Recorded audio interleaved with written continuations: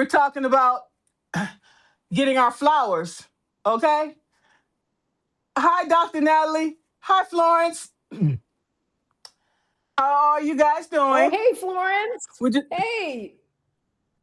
Yeah, right. Florence Nightingale. That's okay. Hi, Eric. L.O. Campbell. Hey, how you doing today? Hi, Crystal. Welcome, welcome. Yes, we're just waiting for a few more people here. Mary and I was talking. Okay, we talked before. We had a live before talking about traveling around the world, and that particular article was published July 22, 2025. Hi, Bruno. Yeah, and so a lot has changed since then. Okay, and things are going to continue to change in the world on a daily basis. And I said, okay, Mary, we got to get on here and have this conversation and figure out, look at what our options are. Okay. That way we can make informed decisions. Okay. Yeah, yeah, I'm ready. Right. Yes. So we have 8 people, and I want to be respectful of everybody's time, including Mary's here. Okay. So I'm Margaret Williams, the author of the Empowered Leader publication. Okay. I help women who have been marginalized, okay, get freedom, find freedom, influence, okay, and impact, okay? That's where we at today. And returning with us today is Mary Bartnikowski. She is the author of the Travel Life Self-Help. She is a professional photographer, author, and educator who has been traveling the world solo since 2020, since 2009. Okay. After selling her possessions and leaving Palo Alto, California at the age of 52, she don't even look that old. She's transitioned into life as a professional traveler and CEO of Fun. Okay. So the rest of her information I will include in the article when it's published. Hello, Mike, and everyone else that's joined, because I want to take this time to talk to her specifically about how we can travel overseas as an expat and living a life of joy and freedom. Okay, now who wouldn't want to know about that? And Mary, she just had her latest article on how to leave the US without a visa itinerary. Even more so reason, because I'm like, when you're thinking about relocation, it starts in the mind. Okay? And I've been dreaming and manifesting this myself. So thank you so much, Mary, for uh, joining us today for this very, very important conversation. Yeah, it is really important. And everybody's at a different place with this, but I want people to know that you can do it. It's only your mind holding you back, and you don't have to get all involved in all the paperwork and documentation and all that stuff. I mean, I've dealt with all that, but I want people to know that even as a solo traveler, I've been doing this 20 years and I've been in 34 countries and tried many of them for multiple months at a time to see whether that could maybe be a home base. I recommend you look at some countries. I can suggest some where they're not expensive. You go there and try it out. Now, I know a lot of people will just move somewhere and not even go and try it out, but I don't recommend that. I think you have to feel it. You have to know whether it's going to work for you, and you can read all the stuff in the world, but you need to go to that place and see how it is and how it affects you. All of the things that you deal with on an everyday basis, like housing, medical care, transportation, your safety, all of these things are very different in every country. And only you are going to know how it feels to you. And another point I want to make before we continue is that as a solo traveler, it's very different than if you were in a couple. Very different. So, I was married for 20 years, and that was 20 years ago. So I've been on my own for 20, married for 20. We traveled a lot. So I know how different it is. I've traveled with family, my son, but mostly solo. And it's a whole different ball game when you're by yourself, about safety, where you're going to stay, things like that. We can talk about that today. And you can do it, and I've done it, and I can make some recommendations for you to help you along the way. And of course, you can always talk to me one on one. I'm glad we're talking about this because I worked for the Army Corps of Engineers 39 years. And out of those 39 years, I lived 16 years overseas. Hmm. Four of those years uh, was spent in Iraq. Okay. Wow. So, right. So we lived in a very small accommodation. They had these trailers they brought in. Say if it was like 12 rooms in one trailer. Each of us, I had our own trailer. And inside of the trailer, we had our own shower. Okay. And I had a little heating plate, and it was just it was a studio apartment. And I I made myself happy with that. You know, the problem is many of us, our expectations are really too high when we're traveling overseas. Well, I want first class, and I want the room with this, and I want that. Okay, well, all of these different things cost money. Okay, and people don't realize that. And most people, when we traveling overseas as Americans, they look at us as full of ourselves. Okay. And so we Yeah. want things a certain way. When you look at the room, it's like, is this all there is? Yeah, this is all there is. You want it or not, take it. Okay. And you see these shows and how people act, and then you wonder why people say, okay, we're just too much. You know what Well, I'm saying? And yeah, I, and and then we I pay know the price. exactly. And I got to jump in here and say that when I traveled as a family before, we did these super luxury trips. And I think a lot of Americans, USA people in the 90s who were making a high income, maybe they were doing that too. However, what the education of travel is the best university on earth. You got to try these new things. And actually, what is even better than luxury? And I've had both. I've done the whole 5-star hotel thing. I'm sure you have to. But what I really care about is safety, location. Can I go to this place late at night if I happen to be out? Am I going to feel safe doing this? Can I get groceries very easily? Like, it's very different when you start to see it from a perspective of, I'm going to live here. And so, to your point about what you just said, that you were working for the government, now you had assistance to even have that studio apartment waiting for you, to go to, which is a huge help. And Yeah. you're not going to turn around and go, oh, it's too simple. I mean, that right there is a very big thing to have offered to you. You don't have to go look for a place. It's right there. It's in a safe location. Now, people that don't have a job are not going to get that. And we can talk about that, but that's a benefit. So you can't turn around and go, oh, it's not good enough. They'll say, you know what? You can get back on the plane and go back home. They have zero tolerance. They don't care about any of that stuff. This is the room, Right. take it or leave it. Yeah. And I can If you are understand it. right. And And and so when I yeah, right. So when I went to Israel, I went to Israel as a diplomat. Mhm. Okay.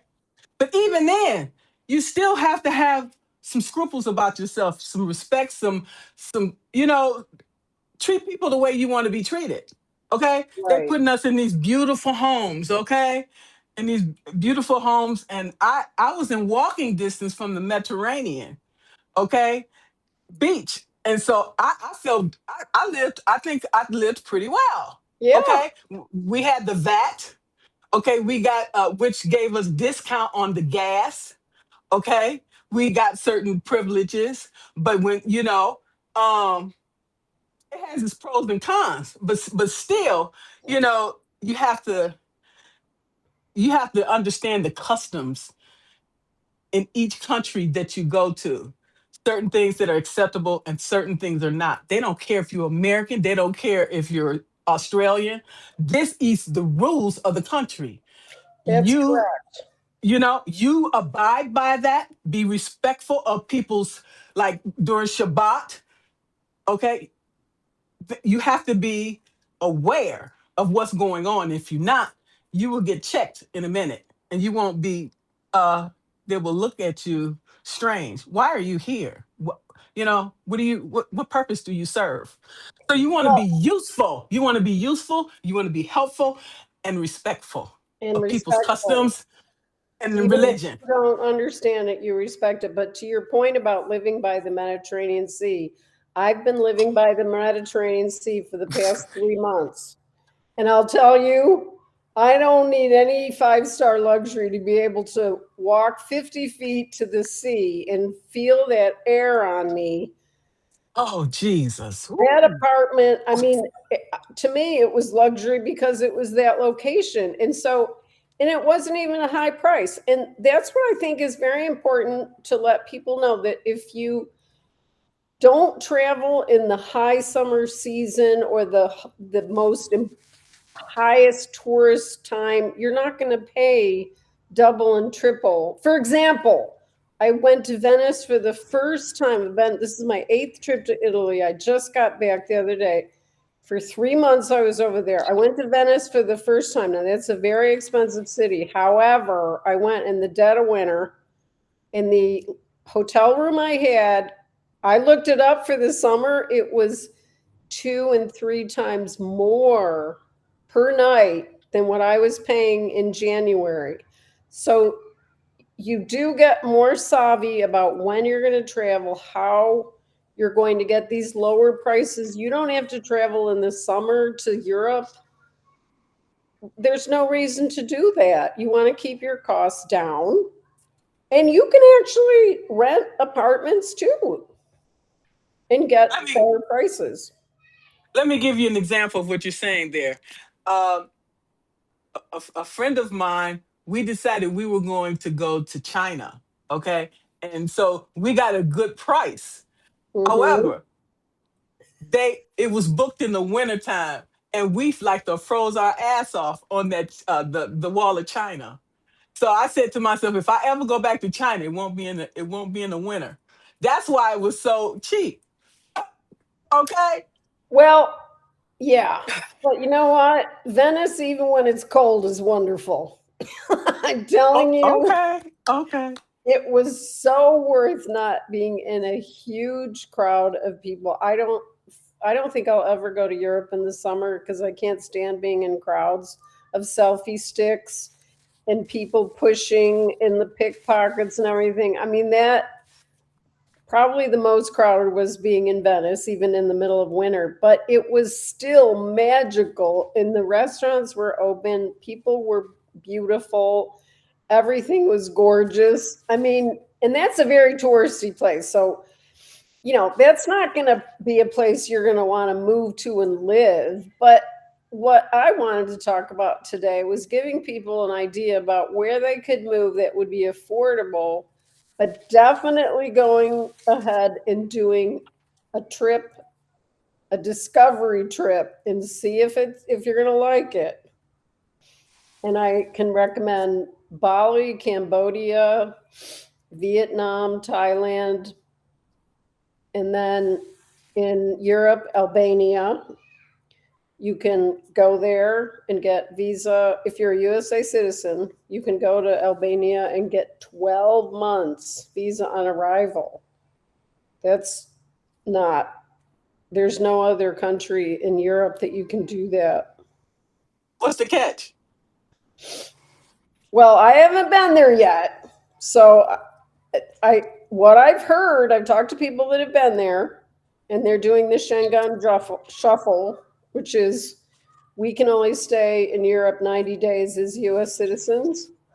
And then you have to leave for 3 months and you can come back for 3 months. So what a lot of people do, I spoke with a woman doing this in Sicily. She would be in Albania and then come back to Italy, and she was doing the Schengen shuffle. Now, she did tell me, and I have read in different places, that transportation there, public transportation, is not as good as it is in Italy. So you're going to have to take more taxis or rent a car, which I don't do because I don't want to be like I'm driving now after getting back. It's so much more stressful. And I don't want to do that when I'm over there. I don't know the rules. It's hard to park. It's just, I don't want to do it. And so I have done it and I didn't love it. So that's another thing to think about, whether where you stay is going to work for you transportation wise. And I can recommend all the places that I mentioned in Southeast Asia, trains, buses. I've taken all of them, ferries. You don't have to have a car. Look, I went to Amsterdam a couple times. Bikes are really popular, and if you're in the bike lane, you can get run over. You get out the way. I was going to ride a bike in Paris. I was renting a room in a Parisian apartment. She's a lovely woman. She used to be stewardess. They call it something else now, but she had retired. And when I saw the bike riders, I thought, you know what? I don't know about this traffic for biking, so I better not do it. I mean, it's really fun to walk around Paris, and I just did it. You walk miles, and it's fascinating. You go down streets that are beautiful. You can stop wherever you want. I mean, the safety of it. I mean, it's just incredible to have that kind of safety and beauty and good food, nice people. You can learn the language. I mean, my French, I murder it, but there's a lot of people that know English. Of course, I never assume that they know, but they educate their people to know English, and it's like all the young people know it. It's pretty amazing. The thing that I would suggest that if you plan on going there, find out, you could go on their advisory or whatever and find out what's going on in the country. You need to know what's going on safety wise, is what's affecting. You also need to know where the embassy is located. Okay. And you also need to make sure you keep all your papers, not on your purse. I'll keep it on my body, my Yeah. body. Okay, because pickpocketers, they do this stuff for a living, and they get real good at it. And because when I was in Israel one weekend, I had to do duty officer at the embassy. And what happened is people were calling, tourists was calling, their stuff had been snatched, their purse, their all their stuff taken. And In they like, well, what Israel? can I? Yeah, in Israel. So they had us going in there doing this duty officer to tell people what to do if Mhm. if their stuff get stolen, and how they can recapture, because they can't get out. You can't get out the country if you don't have your ID and stuff. So only thing I can say, well, ma'am, sir, you will have to come to the embassy tomorrow and stand in line, take a number, whatever, and they'll help you there. Okay. Well, thank God that you can do that. I mean, I was with a person on a train in India, and he got his passport stolen on that ride. But guess what? He got a replacement, and he got a temporary one, and he was just fine. I mean, I've never had mine taken. Um, but with countries that have infrastructure like India and Israel and many others, you're going to be able to get it replaced. However, you want to be able to have a digital copy of it. Don't forget that, because that's going to help a lot. So Right. you're going to have that. You're going to have, crossbody bag. You're never going to just have your bag hanging off your shoulder because it can just get snatched. I mean, the cool thing is we're talking about this. I don't want to scare anybody, but you don't have to think about being gunned down in the street. Like, there isn't a violence level that we're talking about in Europe and most of Asia. I guess the most sketchy places I think I've been, I did a 6 month overland backpacking trip when I was 50 through South America, through 6 countries by myself. And Wow. I was in some bus stations that felt kind of sketchy. There's no train. I didn't want to take planes. And I saw that continent. But you just have to be super aware of your surroundings, not act like you're scared. You have to just pretend you're not. If you have any kind of apprehensiveness, you just have to pretend you're not. Stay around people if there's family or children, or just stick to people that look like they're safe. Ask at the I was in this huge bus station in Ecuador, and I didn't even ask, but the person I was buying a ticket from, she said, "Hold your luggage close to you." She warned me, and I did, and nothing happened. Um, so you just have to be super aware. And I don't want anybody to think they can't do it by themselves, because it's really fun. And I feel people are missing out if they think, "Oh, I gotta go with somebody," or "I'm scared to do it alone." It's so fascinating to give yourself this thing to do by yourself, and you feel a lot stronger after doing it and getting through it, even if it's easy. I mean, you just feel very capable. That's what's so great. And then you decide on a place based on, how do I feel here? Do I like the food? Are the people nice? Do I feel part of the community? I mean, you've got to check all of that out before you decide to live somewhere. It's really important. I mean, some people have done it. They just moved to a country and they didn't go first, but after being in 34 countries, each one is so different that I don't see myself ever moving to a country where I've never been, because I want now to check out a lot of things that there's no way you would know unless you were there. Another thing too, you'd have to make sure you have all your immunizations, and if you're going to be somewhere, to make sure you have all your prescriptions with you. Mm, Okay, 2 month, 3 months supply, because you may not necessarily be able to get it in that particular country. Because when I lived in Israel, okay, uh, it was a different situation. You know, you have to have all your medical information, everything. Sometimes the pills might not even be equivalent to what your doctor gives you.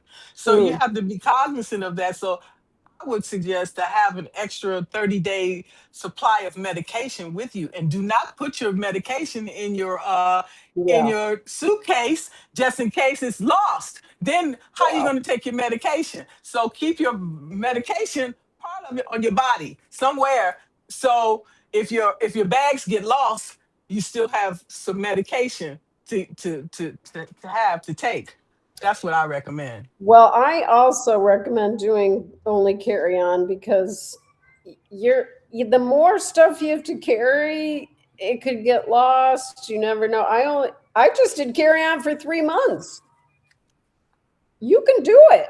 Okay, you wear some of the same things over again. So what? You go to the laundromat, you wash some things, but it's just, you're in this state when you travel where you can easily get distracted, and you don't want to have too much to take care of, and then it could be lost when it's put in the bag in the cargo. You don't know. And then, okay, here's the biggest thing for me: that when I get off the plane after an 11-hour flight, I want to go straight to my hotel. I don't want to stand at a carousel and wait and wonder for my luggage. I just want to get the hell out of there.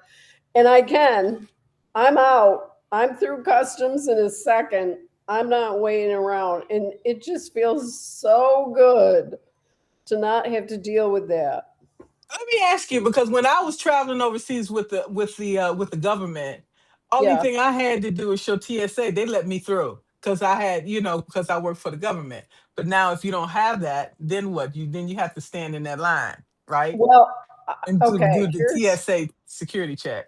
here's the thing. Um, I've gotten pretty particular about what airports I'll fly into, and I've probably been to almost all of them. I've been around the world 5 times buying one-way tickets along the way, and there are certain airports I like and certain I don't. So, to that, here's what I recommend. I use the mobile passport control app. It's free, but it's not in every single airport.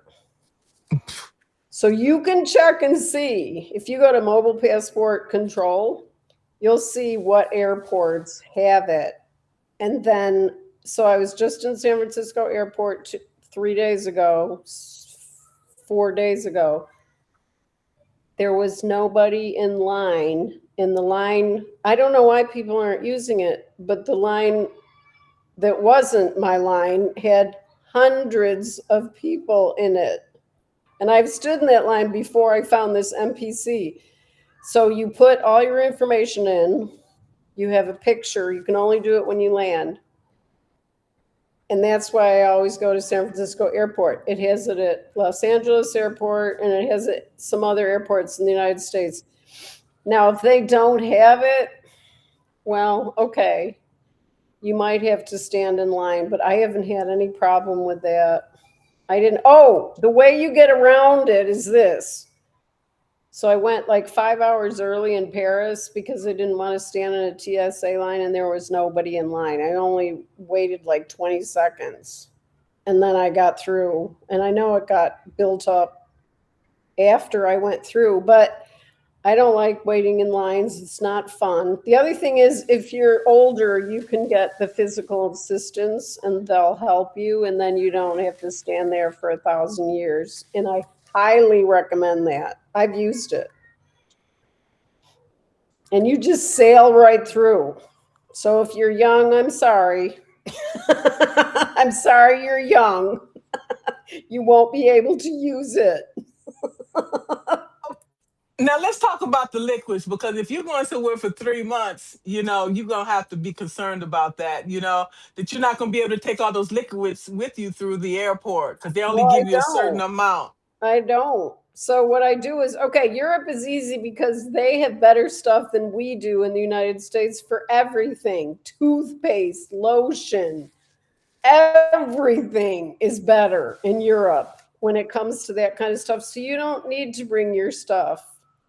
Like the lotion and the toothpaste are wonderful there. And so I just don't have any liquids. Now, the problem that I had in Southeast Asia when I was traveling there, one time I was in Asia for 18 months and I had trouble with contact lens solution because it comes in a big bottle and you can't find it everywhere. So that was one of the reasons I stopped wearing contact lenses, because it was just too hard and it's too dusty. So forget it. I'm happier with glasses. I don't need it. So you adapt because you want it to be easy for yourself. Now, I've had plenty of stuff taken away from me. I mean, and I don't like it, but all of a sudden they say I can't have it. But now I just don't have anything they can take. And I just get everything when I get there. Another thing we have to be concerned about is the exchange rates too. When I was over there, in Israel, we had the exchange rate and things like that, and that affects your money on what you're spending on. Okay, so we need to be cognizant of that, and also if you're using cash versus credit card. In Israel, I use my credit card in certain instances. You couldn't use cash. You couldn't use American cash. You had to buy shekels. So I had to go to the embassy to exchange American dollars for shekels, or use a credit card. But then when you use a credit card, you have to make sure that you have a no fee credit card, because otherwise you're Yeah. going to get additional fees added to your credit card each month. That don't even include if you're using the ATM. That's additional fees as well. Yeah, and so what I've got to say about that is you don't even need cash in Europe. You can just use your card everywhere, and of course, it's a no fee card. So you get one of those. I would say get the Charles Schwab card. This is the one I have. And then they pay your fees. And then you just pay in euros because it's going to be less money because the conversion won't be as bad. And then you can look up the conversions on xe.com and see what you're going to be paying, whatever country you're going to go to. But there's very little cash now. I mean, sure, if you're going to buy a coffee for €2, you can still use your card. I mean, cards are everywhere now. So it didn't used to be like that. When I first went to Nepal, there was like 3 ATMs in the entire country. I'm not kidding you. And it's a very high fee to get money out in that country. See, Probably still is, but with this payment with the Charles Schwab card, you don't have to worry about it because you just get your money out. It comes out in euros in Europe, and you don't have to pay. So you don't have to think about the cash. You don't have to get.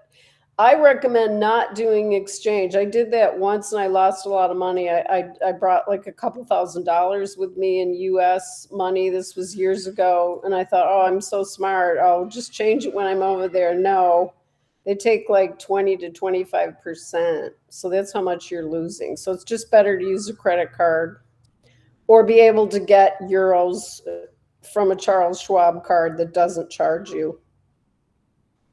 exactly, exactly. So yeah, we need to be cognizant of all these things. But since I, lived overseas for so long, I know about these things as a diplomat. But now you're telling us about how, you know, to do these things. And the language, I lived in Germany. I never learned German. Okay, it was a tough language. So me and working for the government, I didn't have to worry about it because all of our contractors, regardless of what country we were working in, they had to speak English, and all of our specifications, drawings, everything was in English. So they were forced to speak English. Yeah, and that helps quite a bit. So when you're doing it on your own, you've got a lot more to think about because you don't have any protection from a job or no one's looking out for you. You're looking out for yourself. Now, that's still wonderful. I mean, you don't have that like you had a diplomat kind of a protection with that. You don't get that when you're doing it on your own. So you just do all these other things like the money, what we've talked about, the mobile passport control. And then, yeah, I don't like the fact that while I was over in Sicily, I was leading a photography retreat, and one of the participants said, oh, they just shut down global entry. That's $100 a year. I mean, how could they even? I just was shocked.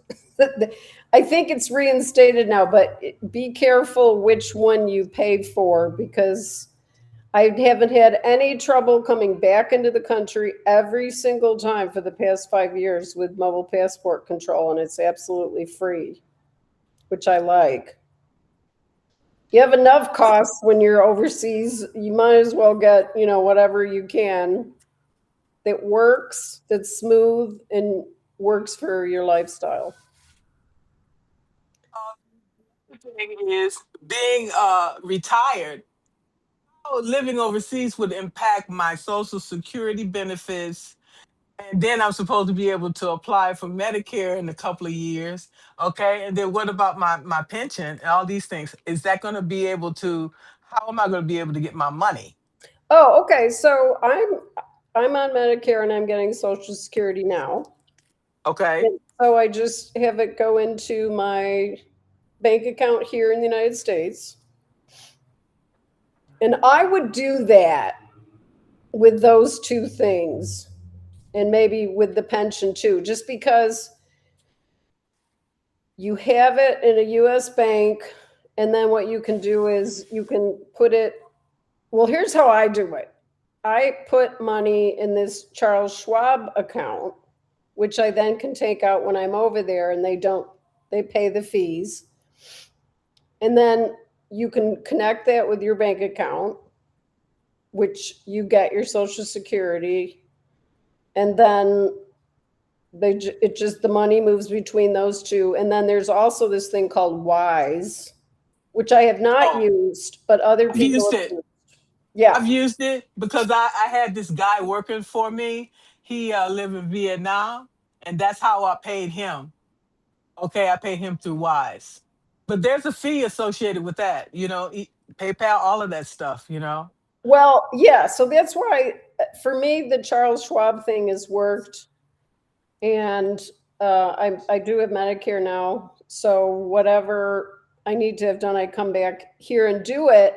But I've done a lot of medical stuff in other countries and just paid out of pocket because it's not expensive. I've done it in Mexico, Bali, Thailand, India, Nepal. So I was shocked the first time I got very sick in India and found out that all the medicine, antibiotics, it was less than $20. It would have been like 300 probably. So prices are much lower in other countries. Now that wasn't a serious thing, but I got very sick and I could just take care of it. A doctor's visit isn't expensive in any other country but our own. So I just see it as I can pay out of pocket. And then, of course, if you want, you can get travel insurance. But anything major, I do it here. Okay, I just wanted to say what I did when I was in Israel. Um, they wouldn't take my Blue Cross Blue Shield, Yeah. so I would have to send it to Blue Cross Blue Shield, and then they would have to pay, and then whatever was left over that wasn't covered under deductible, I had to pay the difference.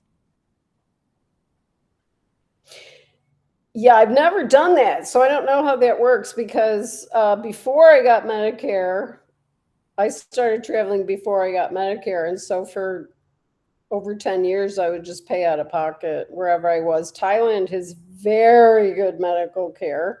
And here's what I noticed. One of the top hospitals in the world is in Bangkok, Thailand. It's called Bumrungrad Hospital. It's like this 5-star hotel. It's beautiful. And people from all over the world will be sitting in the waiting room getting treatment for things. It's amazing because they know it's so good and it doesn't cost. Like if you wanted, I looked up some things, like if you wanted a hip replacement, it's like 50% less there. And it's top quality. I mean, we don't know what we're doing here with medical care. It's a broken system here, but other countries have it figured out much more smoother and cost effective. And so, of course, you should always have money set aside for if there was an emergency and something happened, just for your own peace of mind. But, I'm coming from it from a perspective of being a traveler and being in a location up to, well, I've stayed like 3 months, 4 months, 5 months in different places. But if you were going to stay there as a permanent resident, then you start to, do the visa thing and you're going to get the residency. But in every country that I've been to, you don't have to do public medical care. You can pay more and do private care if you want to do that. That's certainly an option, and then you don't have to wait. So like I know people I know in Portugal, they pay more money to do the private insurance so that they don't have to wait to see a specialist. But it's nowhere near what we have to pay in the United States. So it pays to be old because Medicare is great and I hope we keep getting it. So, if I wasn't getting that, and I did do this, when I was traveling in my 50s. Now I'm 69. In my 50s, I would just, if something happened, I would do all my routine stuff like eyes, and have my eyes checked and get a prescription and have things checked if there was anything I was concerned about. Like one time in Thailand at that hospital that I mentioned, I saw four specialists had x-rays and had sit down meetings with these four specialists. Guess how much it was? $220. Now, okay, this was 12 years ago. I'm sure it's more now, but it would probably be like $10,000 if it was Easily. in our country, maybe more. I mean, it was top notch medical care. They were giving me advice.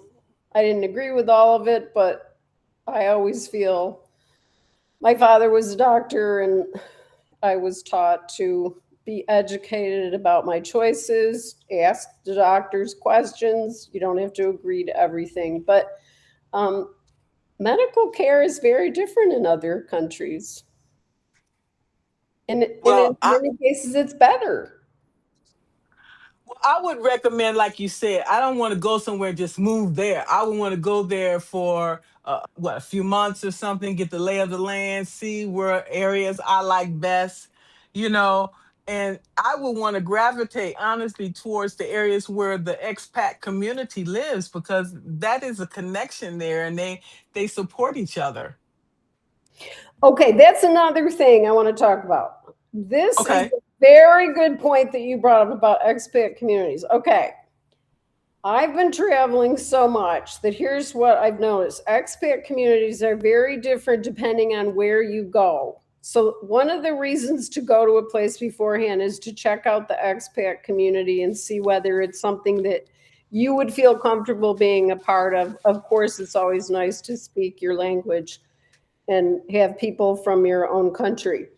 What I'm finding though, however, is that I was just in a city where not many people spoke English, and I was immersed in Italian. So it was a much better situation for me to have to learn more Italian and to make connections with people that have been born and raised in that place. So you feel like you're really getting a cultural immersion from. Now, I'm not there yet. I need more time and I need to be better in Italian, but I'm starting to have some friends there, and they're not expats, and they give me a totally different perspective on that country. And I've had that in other countries too. When you know local people and they become your good friends, you're going to have a completely different experience. And I personally think if you're solo, it's even more important because you're not in a couple to have somebody bounce ideas off of. So when you're immersed in this other culture and you can make friends with people from that country, you're actually doing yourself a big service to be able to be in this country and feel like you have a real community, because they're going to become your community. I mean, I've I really want to go back and see people in countries that they're born and raised there. They have a whole different perspective.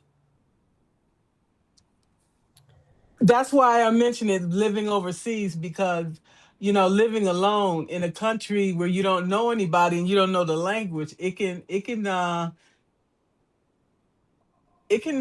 be very lonely. And Yeah. so you don't want that, and you're so far away from the United States. So it's important, and also it's important to what nationality you are. Okay, because when I went to Israel, okay, for all those years, um a lot of times, people were not as nice. Okay. Once they found out I, work for the federal government, then they like, oh, okay.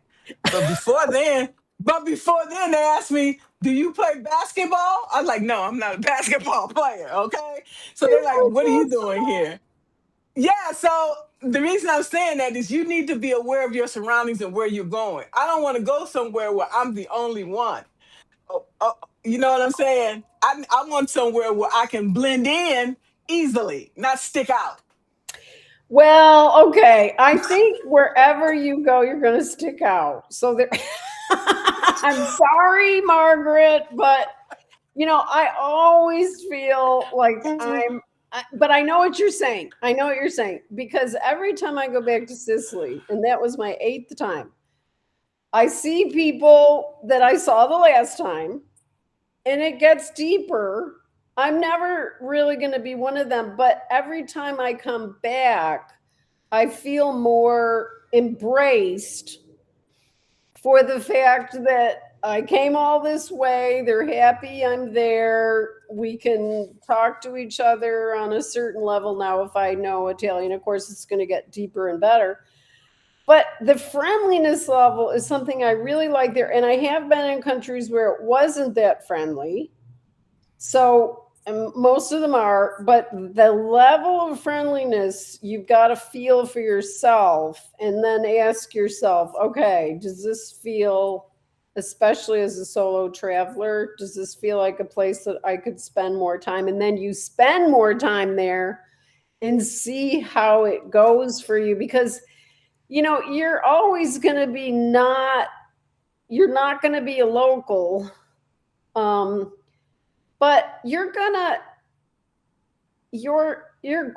to get into the fabric of that place in a way that you might even feel more welcome than you do in your own country. Well, you're right about that. I'm like, because they used to say no place like home. I don't know about that. Yeah. Okay? Yeah, So because sometimes don't even feel welcome here. yeah. And so, things like one time I was walking back from the train station in this town I stay in for a month every year in Sicily, and it was dark, and I didn't feel scared at all. I knew the way. There's people usually out even late, not very many because it's kind of a family town in the winter.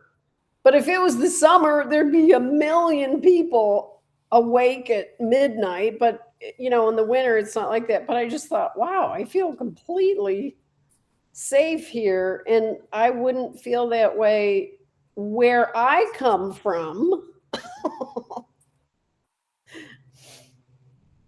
Well, Google Translate became my friend, okay? Anytime I Mhm. go into the store, everything was in Hebrew, okay? So I'm from the United States. They don't care about that. You have to speak Hebrew or you understand. Most times people's like, they don't know what I'm talking about. Whether they did or not, it was irrelevant. I figured it out.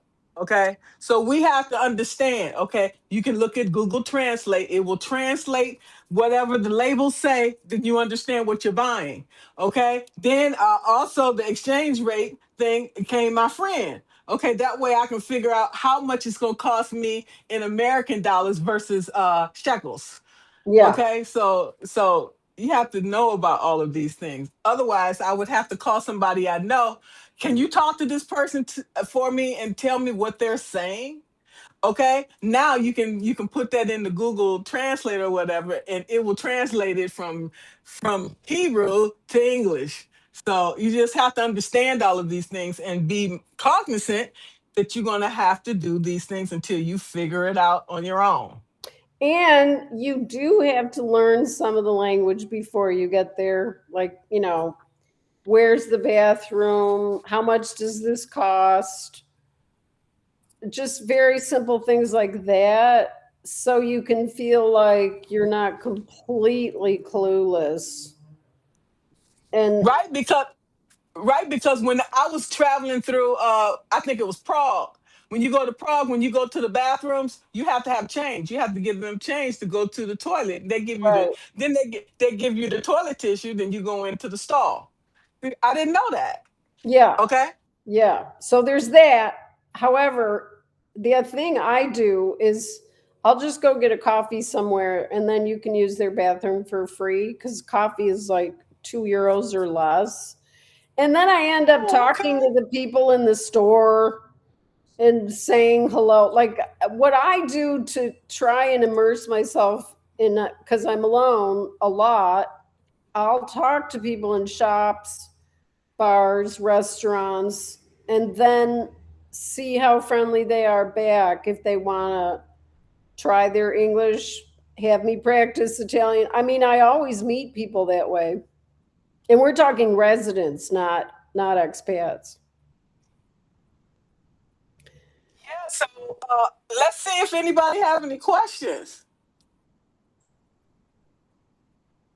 So somebody said something about Thailand rules again. I didn't catch Let's see. what you said about Thailand. Poly Post.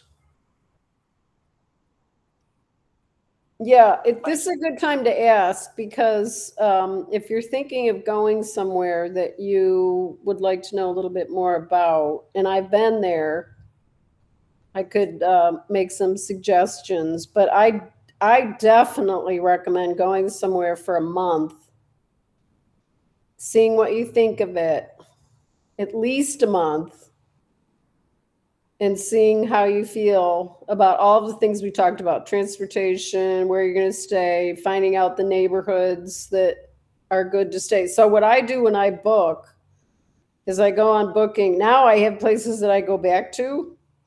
So I already know the people, I already know I've stayed there before. But if I don't, I'll go on Booking, and then I like Booking better than Airbnb because it gives you the address. And then I put it in Google Maps and I see what's around there and see where the metro is, see how I'm going to get around, see if it's not too far away from stuff. And then you have more of a clear picture about where you're going to stay, which is super important.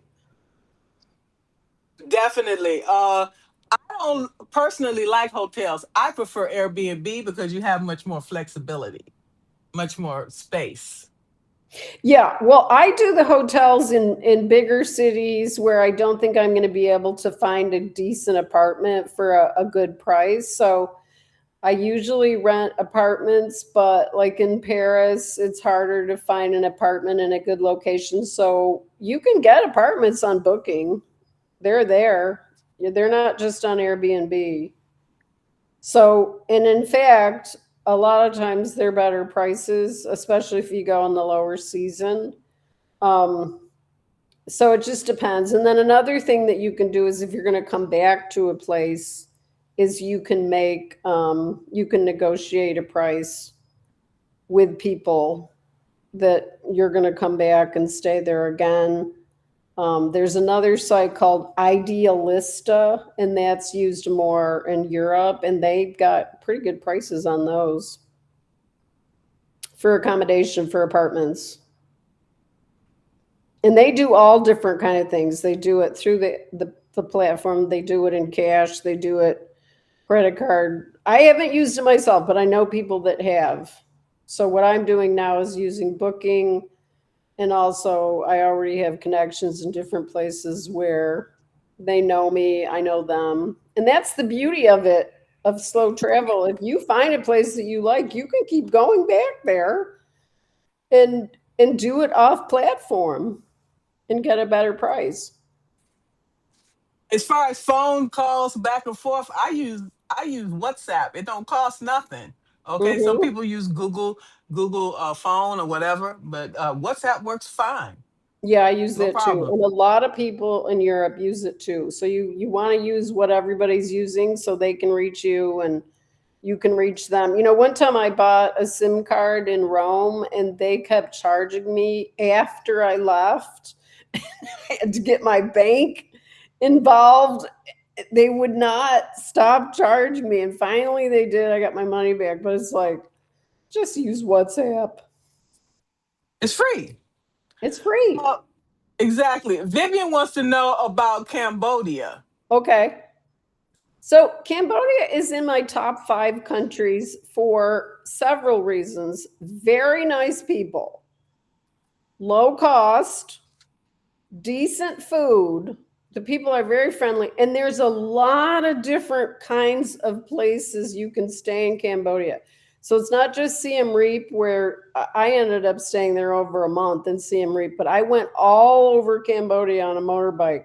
There's Kampot on a river, there's Kep on the ocean, there's Otris Beach, there's Phnom Penh if you want to live in a big city, and they're all pretty affordable. So you should, if you were thinking Cambodia, you should go to the country, try out these different areas. So I haven't been in Siem Reap in a while, but when I was there, I was hearing very low monthly rates. I was staying in a hotel at the time because they had air conditioning, they had a nice terrace, they had good Wi-Fi.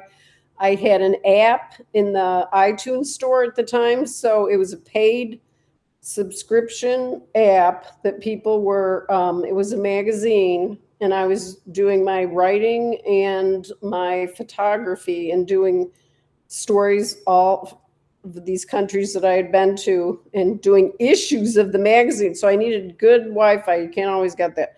So I ended up staying there at least a couple of weeks. That was perfect, but it was pretty low cost. I mean, it was only $25 a night, and I had my own room. Wow. Air That's cheap. conditioning. Yeah. So now the prices probably went up, but I really liked this place because on the first floor was a restaurant and a very lively bar where you could meet a lot of people from the international community. So the cool thing about Cambodia is because it's affordable, it does attract a lot of people from different countries, because everybody can afford it. And so you're going to meet people from Europe, from United States, from Canada, different countries, mainly those three probably, but you're going to meet other people from other Asian countries. I don't remember meeting anybody from South America, but you'll meet Australians because it's not that far. So that's why you have to go to a place and see. So when I went to the beach communities, it wasn't as vibrant. So there wasn't as many foreigners. Like I was in Siem Reap for New Year's Eve, and it was pretty rocking and rolling there. There was a lot going on. So you have to decide, okay, where in this country, which is pretty affordable and attracts a nice amount of tourists, expats, international people, lovely residents, such nice people there, lots to do, beaches, mountains. They have fantastic coffee. In Phnom Penh, there's this amazing food market, seafood galore, fruits, vegetables. I mean, it's got a lot to offer. There's really a lot in Cambodia, and I recommend you go there, fly into Phnom Penh, and then go to these different places and see what you like. I can tell you the time that I was in Israel, the fruits and vegetables was much more flavorful than the ones that you get here in the United States. It's like it don't even compare. It doesn't. Okay. Yeah.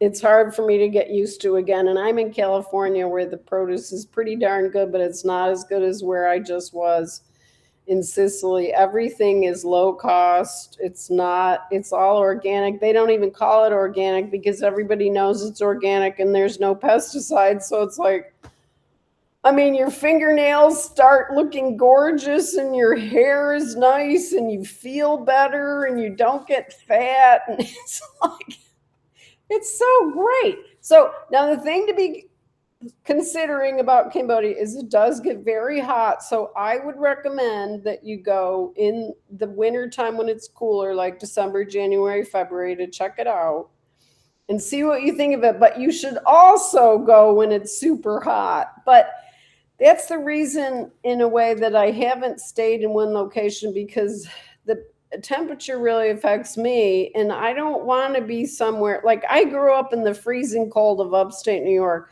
I don't want to have to stay somewhere where the weather is crappy. Like when I lived in Thailand and Chiang Mai, I had to take 3 and 4 showers a day, and that was with air conditioning in a modern place. Wow. It gets really hot. Wow. So Wow. you gotta see how that's gonna be for you. It might not work, so that means you need to go somewhere else. You don't have to be there full time. Plenty of people don't do that, but that's what I do. I don't want to be somewhere where I'm going to have to be in torture. You could have went back to California for that. Well, you know what I just read about California, that there's like 19 microclimates here, so you can choose where you want to be. There's mountains, there's seashore. Like right now, I'm in this heart of Silicon Valley in Palo Alto, next door to Stanford University. But if I want to go to the coast a half an hour away, it's going to be 5 to 10 degrees cooler. So I'm not going to get that hot. So that's another thing that's really important. So you want to test that out and see what works for you.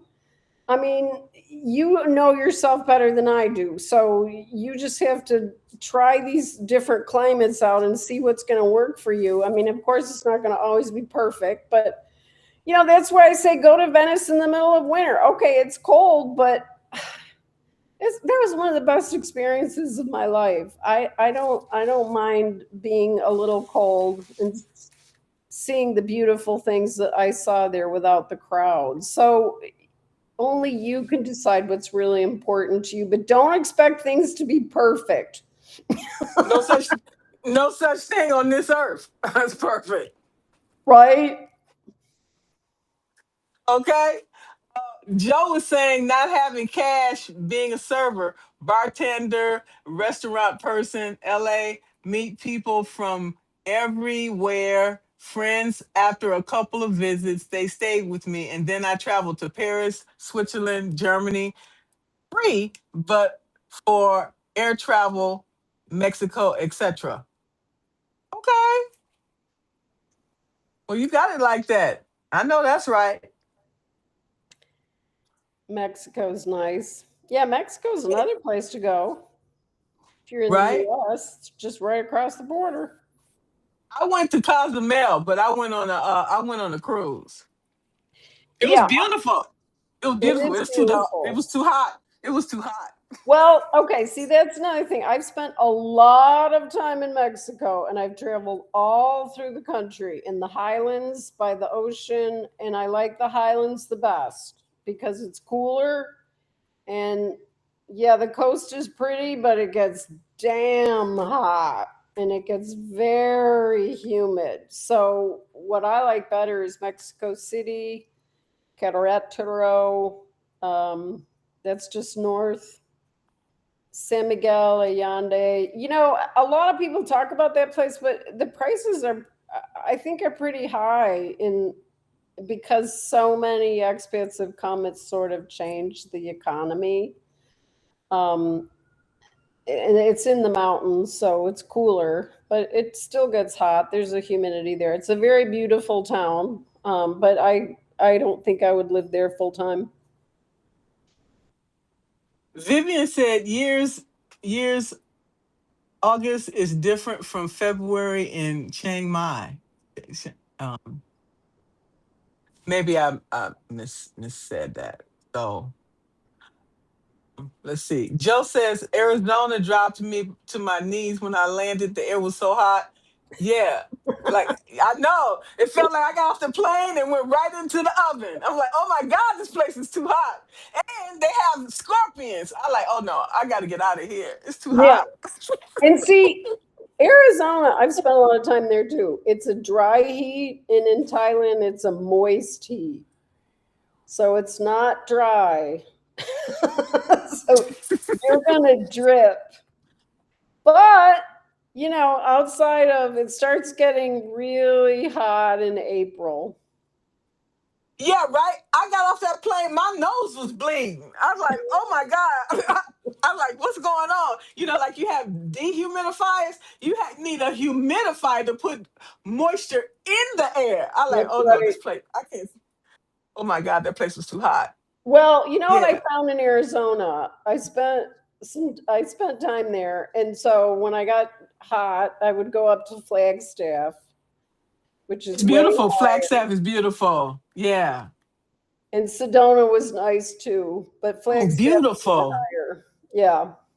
But, you have to decide really what's going to work for you in terms of how many people are there, the weather, the ease of getting around, because these are all very important things. Like, here in California, I did for a long time choose to not have a car, but I have a car now. um, but that's a huge cost. But it's just what my lifestyle here dictates, and that's how it's got to be. um, Before, when I didn't have a car here and made the decision not to, I was riding my bike a lot. I lived in a place that was super close to public transit and the train, and made all those choices because of it and paid quite a high rent because of that. Now I'm in a different location, so it's not the same thing. So what I'm trying to say is, how do you really want to live? For me, I don't want to have to deal with a car in these different countries with different rules and penalties for doing something wrong that I don't even know what the rule is I broke. And it's just more trouble. Forget having a glass of wine. You're not going to be able, I mean, I can't have a glass of wine and drink. I'm a lightweight. So I being in Europe is so nice because the food and the wine is good. Oh, and I want to make a point that in Europe the wine has lower alcohol content than here in California. So it's a bit of a more delicate high. You don't get. I think that's why you just don't see all these people being drunk there, because it's less alcohol. Unless you go to Germany now, the hops on the beer is high. You'll be under the table. I'm Okay? sure. And okay, I don't drink beer. I'm like, holy I, moly! I But don't drink it I either, like the but you're wine. right. I love the wine. I love the wine though over Yeah, there. and see, I love Okay. the wine too. Now, oh, that's another thing. If you live in Thailand, the wine, you're not going to be able to get wine at a decent cost because they pay a very high price. They don't have wine in Thailand. You can get beer for the same price as water there, which I don't drink beer. So, Dang. yeah, so you're going to have to go without wine because even the crappiest wine costs a lot.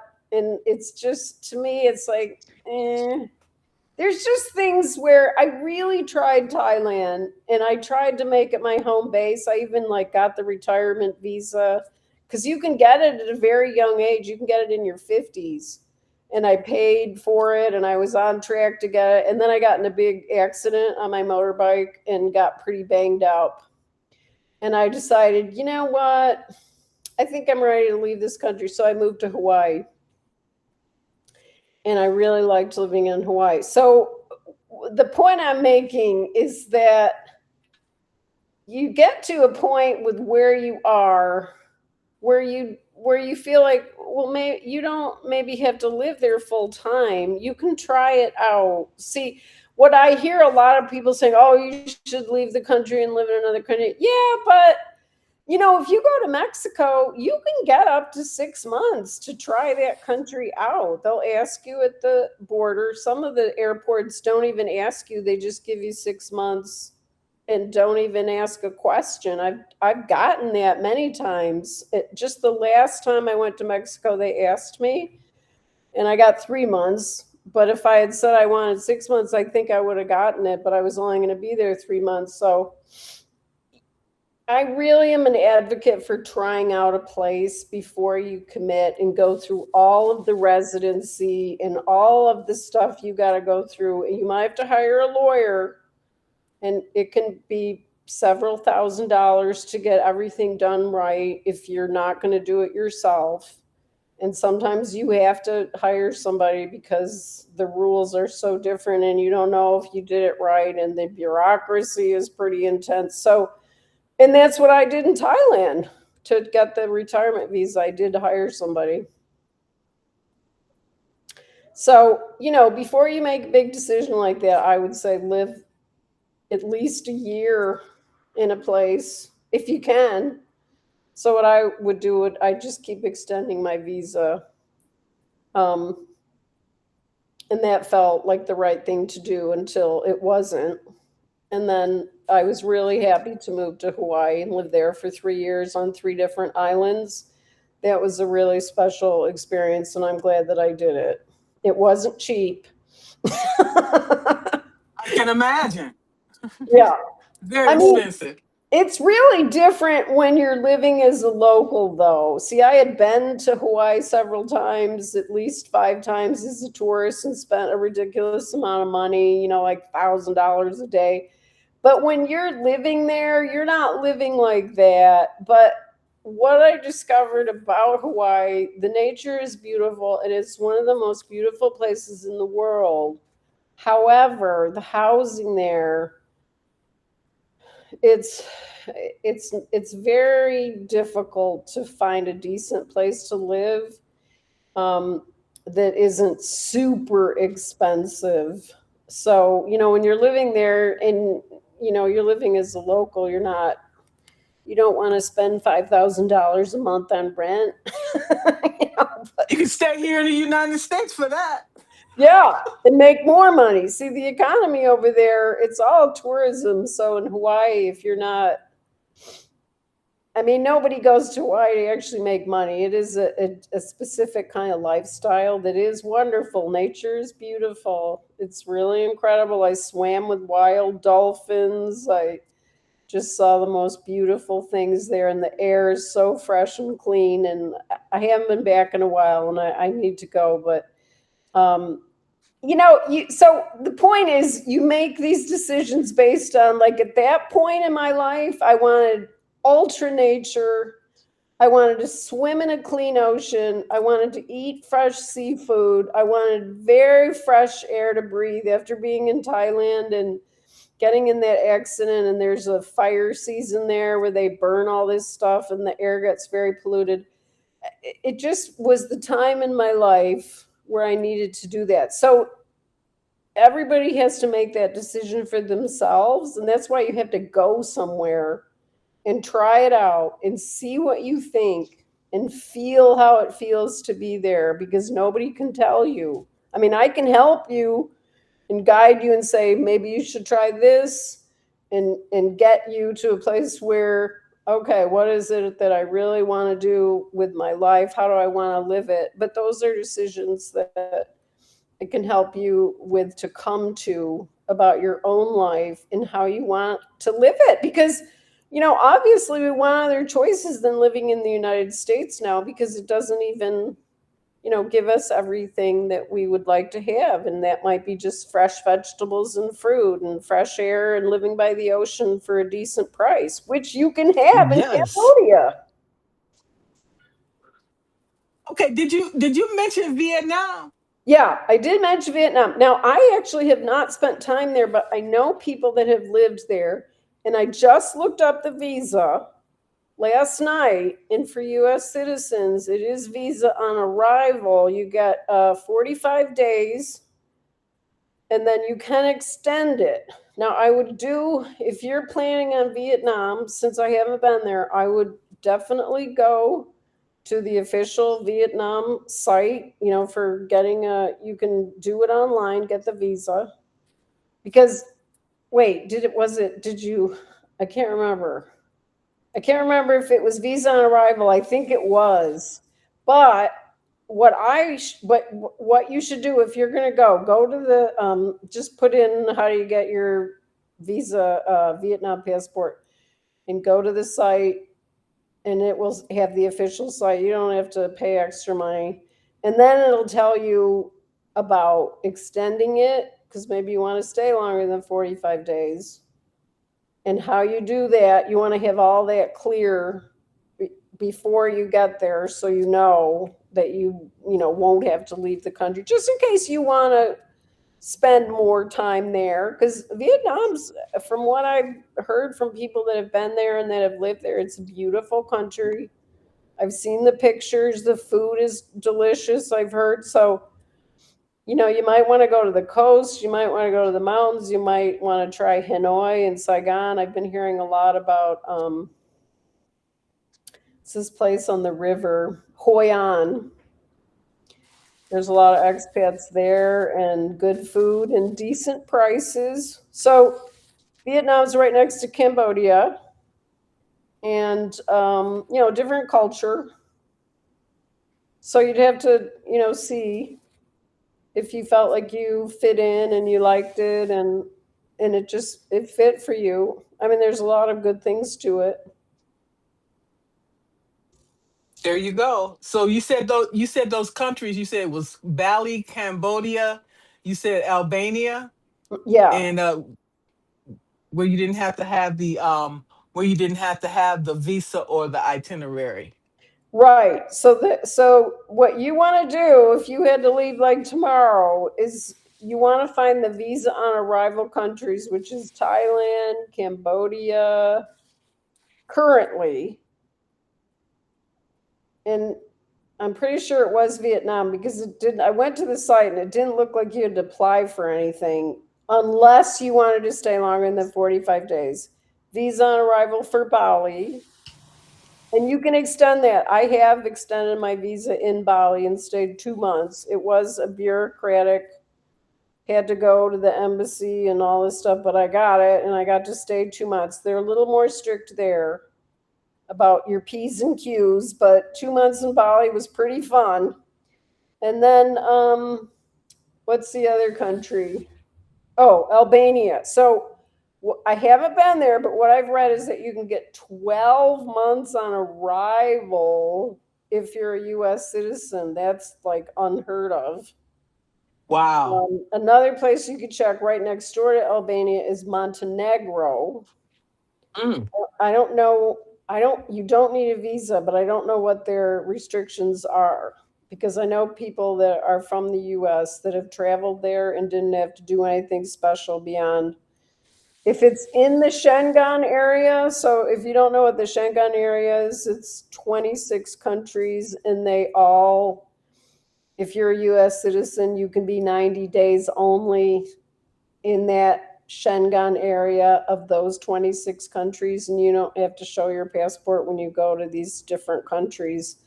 But Albania is not in the Schengen area, and that's why they have a different restriction. And they could change it, like Croatia is changing. So it's not going to be as easy to stay there a long time. I've heard you can stay longer in Ireland because that's not in the Schengen area. So, you just have to do your research about where you want to go. But Ireland is not inexpensive. So if you have a budget, see, that's the other thing that's really important. The sky isn't really the limit. Like the reason I spent so much time in Asia when I first started my travels is because it was super affordable. I started knowing people. I was doing volunteer projects. It fit with my lifestyle, and I ended up spending a lot of time in Asia in different countries. Um, but it just depends, how much money you have to spend every month. You got to think about housing. I mean, I've heard like 500 and under for Cambodia a month. What? Yeah. In fact, when I was there, now this was, a few years back, but I looked at this like luxury place for studio apartments for 500 a month. It was a gated community in the center of Siem Reap. Now, maybe it's like 800 or 900 now, but it would still be worth it. I mean, it was super nice with a beautiful garden and safe and right walking distance to the downtown. So, that's why you really have to go to these places because you can't always know what a place is like unless you're really there staying there. And that's why I stayed at that hotel for 2 weeks because everything worked. I was happy. I was meeting nice people. I felt safe. There was air conditioning. I was even getting clients in photography and yoga.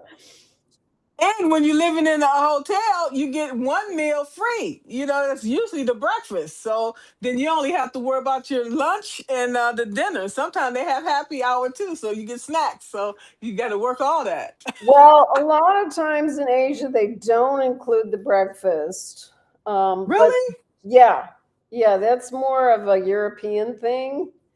And Oh, so, yeah, in Asia, they don't really do that. But that place had a really good happy hour. I wasn't drinking at the time, so I never even went down there, but now I would because it just sounded like everybody was having fun, but I was working, but I could work and it wasn't too loud. And, you know, every place is really different. Like I've been in places where it just didn't work because they said the Wi-Fi worked and it didn't, or they said, "Oh yeah, it's really quiet," and it would be super loud in the middle of the night. It's like, you just don't know until you go.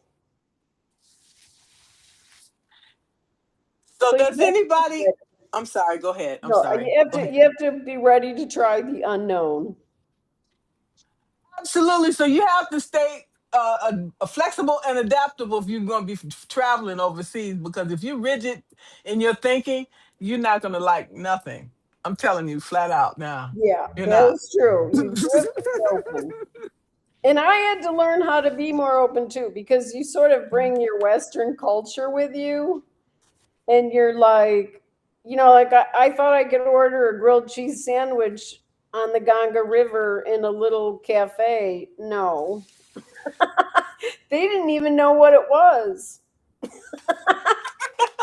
They Say brought what? me, they brought me cold bread with some cold cheese in the middle. I was like, and I'll tell you, a grilled cheese sandwich in Asia is not easy to get. You got to make it yourself. I mean, honestly, that's another thing about the culture you choose to be in because you're not going to get good bread in Thailand unless you pay a lot more for it because they don't eat bread. So unless you go like there'll be like German bakeries in like more tourist locations, so you can get it, but it's not like Europe where every 10 feet you're running into a patisserie or a bakery and it's like really the bread is just so amazing. But in Asia, it's going to be different things that you'd never get in Europe, you know? Like you're going to get the best pad thai you've ever had in your life. I mean, if you I'll just take stick it. with Thai food, you're going to be so happy because they know what they're doing. They make excellent. I don't even eat Thai food in the United States because the few times I've had it, I'm completely disappointed. And it's like, I've lived in Thailand. I know what Thai food tastes like, and this isn't it.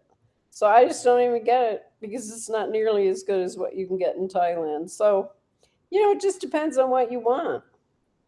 Exactly. I wouldn't be going there to look for no McDonald's. That's for sure. Exactly. They have McDonald's, but do you want to go? I don't think so. When you go to Rome, you do as the Romans. Okay. Exactly. That's exactly right. Absolutely. This has been an outstanding conversation. I don't see that anybody else had any questions. Let's see. Joe said, at this point, I am only looking for one-way tickets. Forget this place, but staying anyway. That's it. I'm just looking for one-way tickets too. One-way Oh, tickets to paradise. Remember that song, Ticket to Paradise? That's where I want to go. yeah. Okay. Yep. Get your one-way ticket. Sometimes it's even cheaper to get a one-way ticket. I usually buy one-way tickets only. Smart, right? Because you don't know when you're coming back. And I don't want to know. Okay. You heard that? I don't That's either. right. Once I get on that plane, I don't care. I ain't looking back. I don't look back. Okay. Don't get ice in your drinks in Mexico. Wonderful, but revenge. hurts. Yeah, it was someplace they said that don't drink the water. I forgot where it was because it'll give you diarrhea and all that stuff. I like give me. I don't care where I go. I can get bottled water. I don't drink nobody's water. Period. Okay, you don't know what's in it. Well, that's true. Like in Mexico. Oh, and I see this person saying he's going to Puebla. I lived in Puebla for a month in Mexico, and I really liked it a lot. There's not many expats at all, so you get a real Mexican experience, and you'll be able to practice your Spanish. And I really enjoyed it. And it's up higher in the mountains, so it's not so hot. It does get hot, but it's a beautiful city. And then there's these places called magic towns in both Mexico and Italy. And they're towns that you might not have heard. Cholula is one of them. I see that you mentioned that. But I would go to Querétaro, Queertero. You should go to my YouTube channel because there's stuff on it in Mexico. I did a lot of YouTube. Just Mary Bartnikowski. Go check it out because there's and then you could put that in and see other videos for Mexico of places you might want to go because he's asking or she's asking. I don't know if it's a man or a woman. How do people earn income? That's a whole nother series on how people earn income. And I know we're almost done, but you either save up the money and then could just go to places where they're going to be affordable and that you can afford to pay for that price for accommodation and the food and everything and transportation.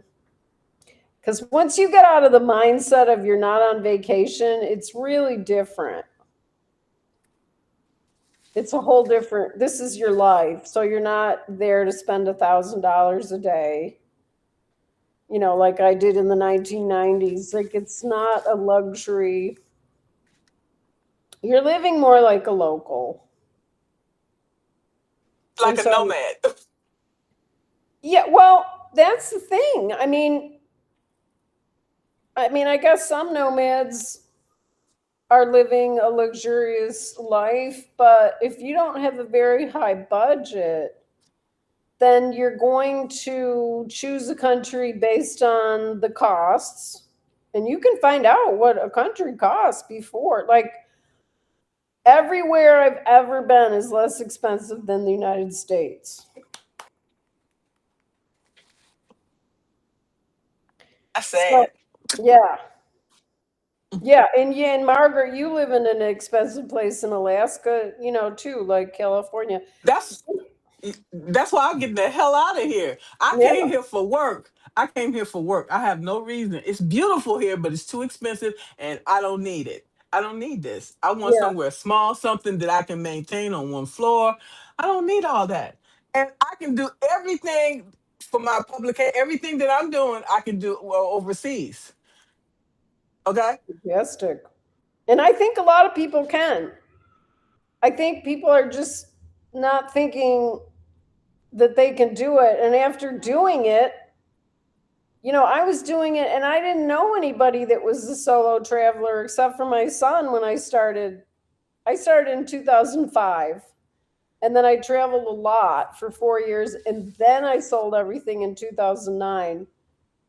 And so I was 49, when I sold everything. No, 50, 52 when I sold everything. But I'd been traveling for 4 years and decided I don't want to go back. The prices are too high. I don't want to live like that anymore. I was renting out my apartment. Oh, so that's something we didn't talk about. If you want to see what it's like and not give up where you live, you could rent it out and have your mortgage paid or whatever. Like I did it several times and it worked okay until it didn't, until I wanted to just end it and not come back. But you can do that too as a way to have it to come back to. I'm gonna tell you, my only problem is dogs. I got my dogs, and that's a problem because Yeah. when you're traveling like that, you don't want to really have dogs with you. That's my personal opinion. What do you Well, think? I have a dog that I'm going to go see right after we talk that I share with my son. Okay. I miss that dog so much. Um, I mean, if you're going to go to Asia, you can get your dog to Asia. It's expensive because I had to pay for my dog to come from Israel to the United States, and not the government didn't pay for that. I had to pay it out of my own pocket. It was close to $1,000. Oh, yeah, it It is expensive. is. But that's the thing. I mean, that's a tough call because, you really just have to decide. I mean, I missed that dog so much when I was gone for 3 months. And, you just have to decide. And the other thing, too, about Europe is that it's such a dog culture. Everybody has dogs, and dogs are welcome in all these different places. It's not like here where you have to prove that, they're a therapy dog and all this crap. Like, it's just not like that in Europe. And so, um, that's another thing that you have to decide for yourself whether you're going to bring the dog and you're just going to have to, put the money aside to pay for the dog to come because you can't live without the dog. I really understand that.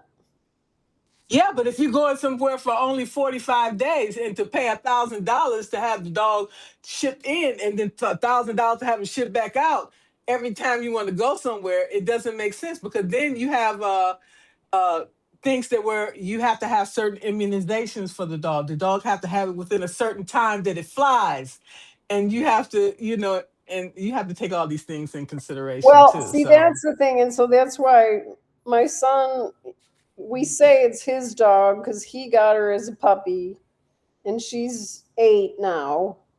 But then I started helping out and fell in love with the dog.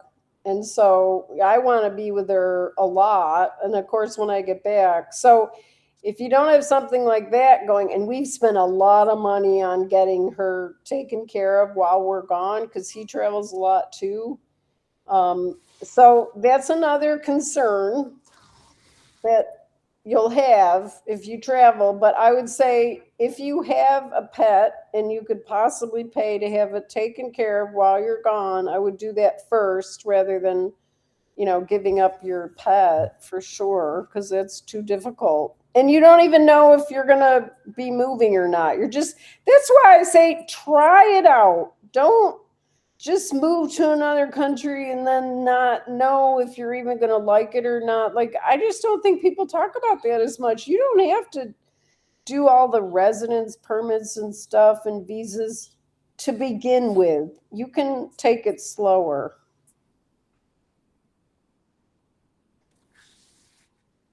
I want to thank you so much for your time because usually I try to keep these things at 1 hour, but this was Went just too, over. it was just too much information that we needed to know about. And so, yeah, Joseph, my livelihood for a few years was housing with 24/7 love travelers' dogs. Yeah, a lot of people traveling, they have people coming in taking care of their dogs while they're gone. That's good money. Okay, that's smart. So yeah, absolutely. Oh yeah, I've done it too for people, and I get paid very well to do it. I just have a couple people I do that for here, and hey, it works out great. I'd rather be paid to do it. Yeah, that way you stay there, take care of the dogs. You can eat, you can watch the TV, you can, swim in the pool, jacuzzi, whatever. Oh yeah. Oh yeah, I've stayed in palatial mansions. I mean, you gotta be as kind of, you gotta be trustworthy. And so like my whole approach to that is, there's these trusted house sitters. I like getting paid. I mean, you don't know what you're going to get into before you get there. And I would say be very careful of these trusted house sitter situations that, just say, oh, yeah, come and take care of all these animals. And you get to stay in my house for free. It's like, that's a lot of work. It's not, I mean, I, it's a big responsibility to take care of somebody's pets. Yeah, it is. And if anything happened, heaven forbid, they're coming for you. I'm just Right. saying. That's right. That's a good point. And there's very good lawyers here. So you want to keep that on the up and up and do a good job, and you can be paid very well to do that. So it was really Absolutely. fun to have our time together, Margaret. Thank you so much. It was my pleasure, and thank you so much. Oh, thank you, Margaret. It was really fun. And thanks for everyone Yes, for coming.